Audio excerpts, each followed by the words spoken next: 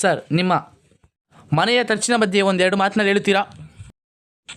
ನಮ್ಮ ಮನೆ ಖರ್ಚು ವೆಚ್ಚದ ಬಗ್ಗೆ ಹೇಳ್ತಾ ಇದ್ದೀರಾ? ಬನ್ನಿ ಹೇಳ್ತೀನಿ, ಬರ್ಕೊಳ್ಳಿ.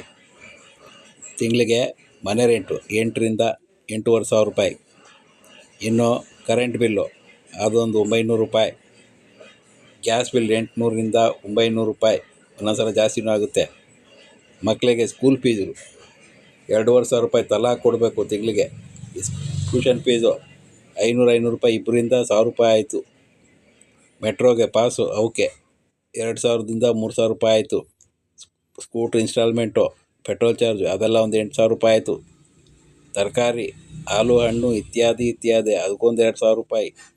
ದಿನಸಿ ಸಾಮಾನು ಮನೆಗೆ 8ರಿಂದ 9,000 ರೂಪಾಯಿ. ಇನ್ನು ಹಾಲು ಕಾಯಿಲೆ ಬಂತು ಅಂದರೆ ಜ್ವರ ಕೆಮ್ಮು ನೆಗಡಿಗೆ ಅದಕ್ಕೊಂದು 2,000 ರೂಪಾಯಿ. ಮದುವೆ ನಾಮಕರಣ ಇತ್ಯಾದಿ ಪ್ರೆಸೆಂಟೇಷನ್ ಅಂದರೆ ಅದಕ್ಕೂ ಅಷ್ಟೇ ಅಲ್ಲ, ಇನ್ನೂ ಇದೆ ಬರ್ರಿ ಹೇಳ್ತೀನಿ. Cable bill, water bill, news paper bill ಇತ್ಯಾದಿ ಎಲ್ಲದಕ್ಕೂ ದುಡ್ಡು. ಎಲ್ಲಿಂದ ತರಲಿ ದುಡ್ಡು? ನಾನೇನು ಪ್ರಿಂಟಿಂಗ್ ಮಿಷಿನ್ ಇಟ್ಟಿದ್ದೀನಾ?